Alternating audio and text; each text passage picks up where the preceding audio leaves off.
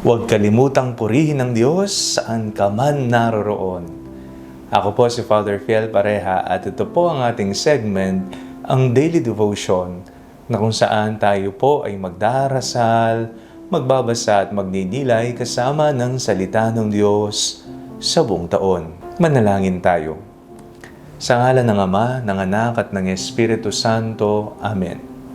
Halina, banal na Espiritu, liwanagan mo ang aming puso at isip nang maunawaan at may sa buhay namin ang iyong salita. Amen. Our Bible passage for today is from the book of Psalms chapter 148 verses 1 to 8, and I read it for you.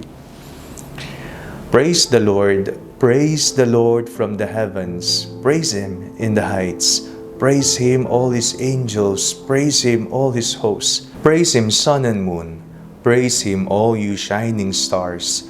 Praise Him, you highest heavens, and you waters above the heavens. Let them praise the name of the Lord, for He commanded, and they were created. He established them forever and ever. He fixed their bounds, which cannot be passed. Praise the Lord from the earth, you sea, monsters, and all deeps, fire and hail, snow and frost, stormy wind fulfilling His command. Purihin po natin ang Panginoon saan man tayo naroroon. Opo, napakinggan nyo nga mabuti. Kahit sa trabaho, kahit kung ikaw ay nasa tahanan, ang pagbibigay papuri sa Panginoon ay hindi lamang po sa apat na sulok ng simbahan, kung hindi saan ka man naroroon, palagi mong isaalang-alang, isipin, isapuso at gawin ang papuri para sa Kanya. Ano pong mabisang papuri sa Diyos? Nariyan po yung salita, yung panalangin natin. Kapag one-on-one, kinakausap po natin ng Panginoon sa katahimikan, kapag tayo ay nasa gitna ng pangailangan, kapag tayo ay masaya o malungkot, pinupuri natin ng Diyos. Pero, mas mainam ang isang papuri na nakikita sa personal na pamumuhay sa gawa. Mga kapatid, palagi po nating purihin ng Diyos, hindi lamang sa ating mga labi, higit lalo sana sa ating mga gawa.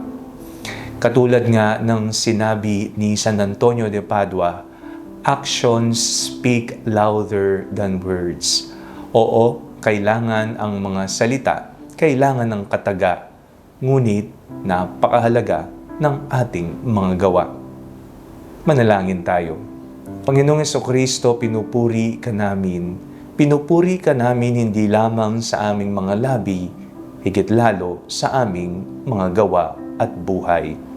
Amen. Sa ngalan ng Ama, ng Anak at ng Espiritu Santo. Amen. Huwag po ninyong kalimutang i-like ang video ito, mag-comment po kayo, and share it with your family and friends. Ang panalangin bago matulog ay may sariling Facebook page na po. Huwag niyo pong kakalimutang mag-like at mag-follow dito, and do not forget to subscribe to our YouTube channel. I-click niyo lamang po ang link na nasa description ng video ito, o kaya naman po, just search Father Fiel Pareha. At kung nais niyo pong maging updated sa ating pagpapahayag, you can join our broadcast channel dito po sa ating Facebook page. God bless you po.